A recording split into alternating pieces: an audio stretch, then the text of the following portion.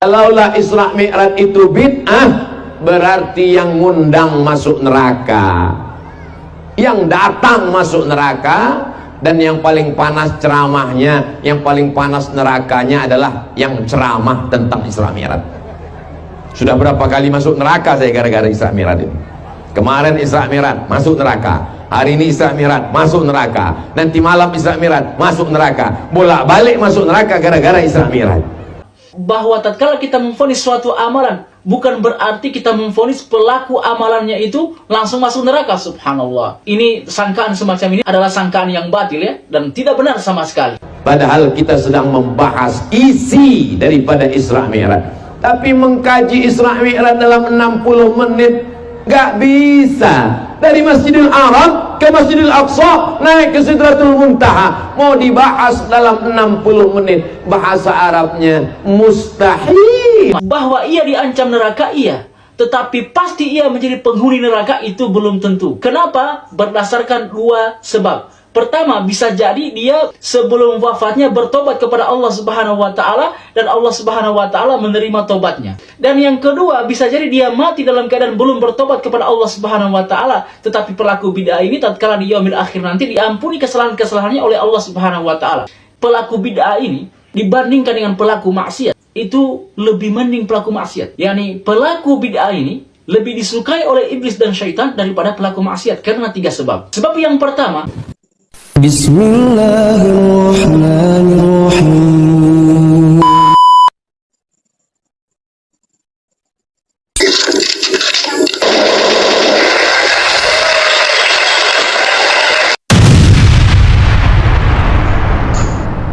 Kalaulah Isra Mi'raj itu bid'ah, berarti yang ngundang masuk neraka, yang datang masuk neraka, dan yang paling panas ceramahnya, yang paling panas nerakanya adalah yang ceramah tentang Isra Mi'raj.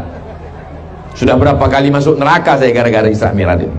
Kemarin Isra Mi'raj masuk neraka, hari ini Isra Mi'raj masuk neraka, nanti malam Isra Mi'raj masuk neraka, bolak-balik masuk neraka gara-gara Isra Mi'raj.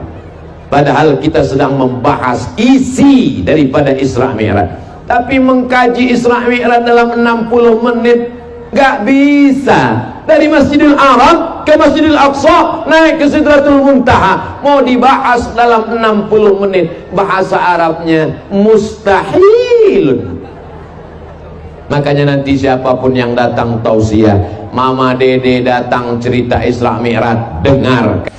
Assalamualaikum warahmatullahi wabarakatuh. Pemirsa yang dirahmati dan dimuliakan Allah Subhanahu wa taala. Berjumpa kembali dengan saya Hairudin Ibni Abdillah pada channel YouTube saya ini. Pada kesempatan kali ini saya akan mengomentari sebuah pernyataan dari Pak Ustadz Abdul Somad yang beliau menyatakan bahwa tatkala ada orang yang menyatakan bahwa amalan ini bid'ah atau amalan itu bid'ah, maka berarti kata beliau telah memvonis pelaku bid'ah tersebut dengan vonis neraka. Ini adalah pernyataan beliau yang keliru ya.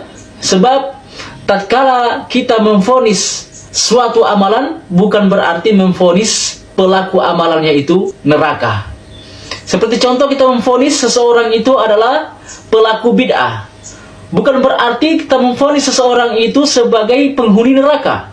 Ini subhanallah, ini tidak benar ya, seperti ini. Karena tatkala kita memvonis pencuri itu masuk neraka, itu bukan berarti memvonis pencuri itu pasti masuk neraka. Ini cuma sekedar ancaman. Bahwa ia diancam neraka, iya, tetapi pasti ia menjadi penghuni neraka itu belum tentu. Kenapa? Berdasarkan 2 sebab. Pertama, bisa jadi dia sebelum wafatnya bertobat kepada Allah Subhanahu wa taala dan Allah Subhanahu wa taala menerima tobatnya. Dan yang kedua, bisa jadi dia mati dalam keadaan belum bertobat kepada Allah Subhanahu wa taala, tetapi pelaku bid'ah ini tatkala di yaumil akhir nanti diampuni kesalahan-kesalahannya oleh Allah Subhanahu wa taala.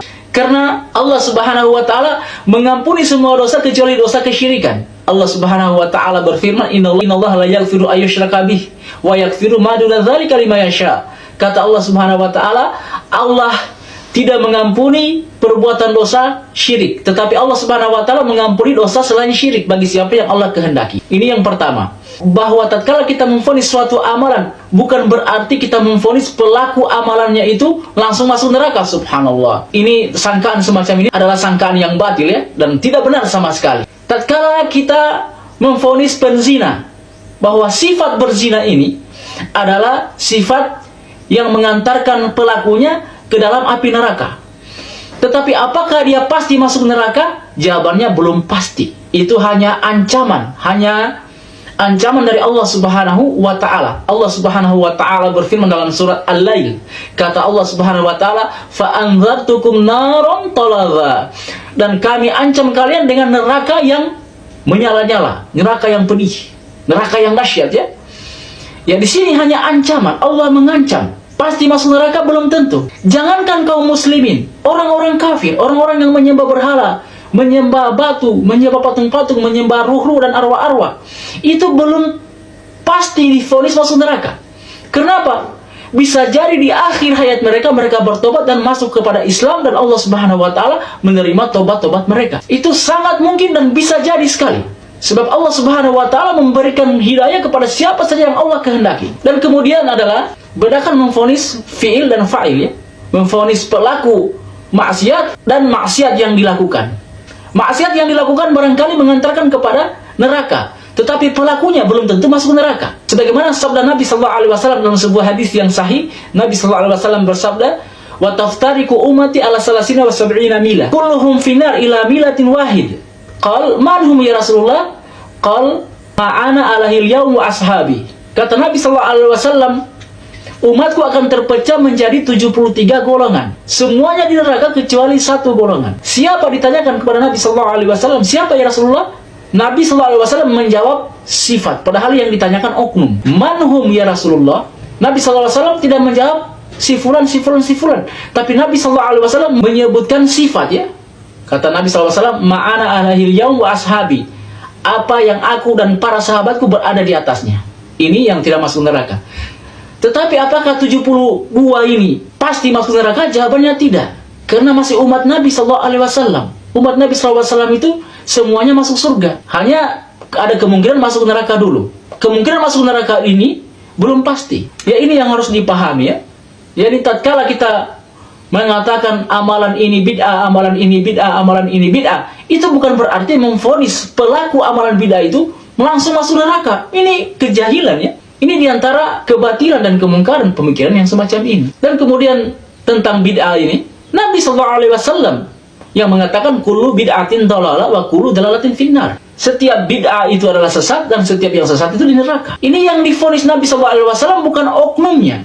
Yang perbuatan bid'ah ini mengantarkan oknum masuk ke dalam neraka. Tapi apakah oknum ini pasti masuk neraka? Pelaku ini jawabannya tidak, belum tentu masuk neraka. Dan pelaku bid'ah ini dibandingkan dengan pelaku maksiat, itu lebih mending pelaku maksiat. Yani pelaku bid'ah ini lebih disukai oleh iblis dan syaitan daripada pelaku maksiat karena 3 sebab. Sebab yang pertama, pelaku maksiat pasti mereka sepakat bahwa apa yang dilakukan itu maksiat.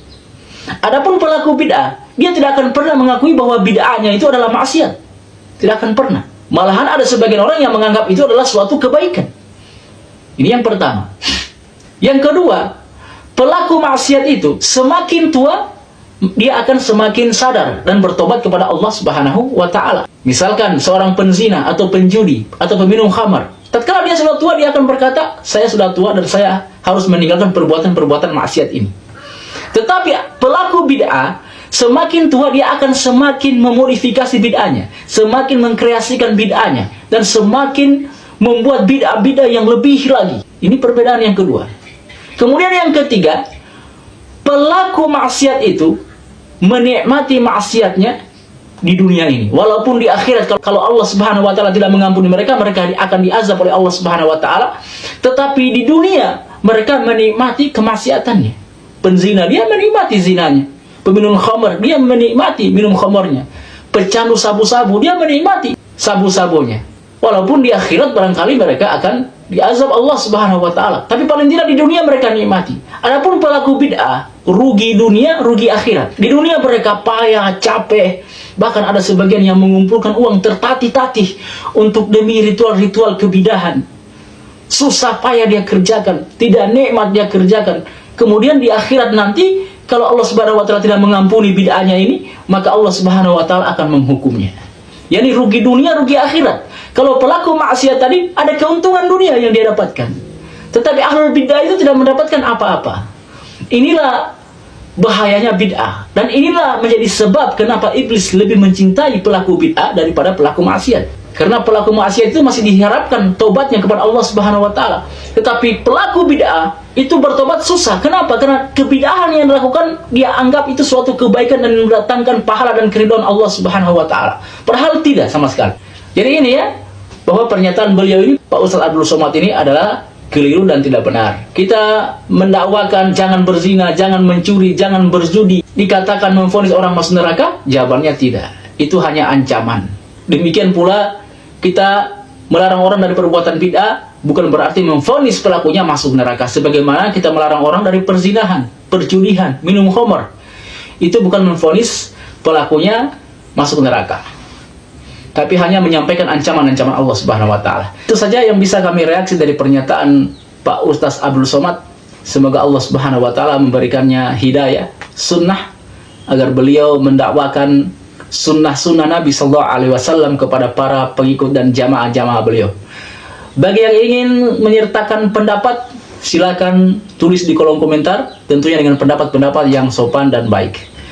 Ya, saya tutup dengan doa kafaratul majelis. Subhanakallahumma wa bihamdik, asyhadu an la ilaha illa anta, astaghfiruka wa atubu ilaik. Wa sallallahu ala nabiyyina Muhammad wa ala alihi washabihi wasallam. Wa akhiru da'wana anil hamdulillahi rabbil alamin.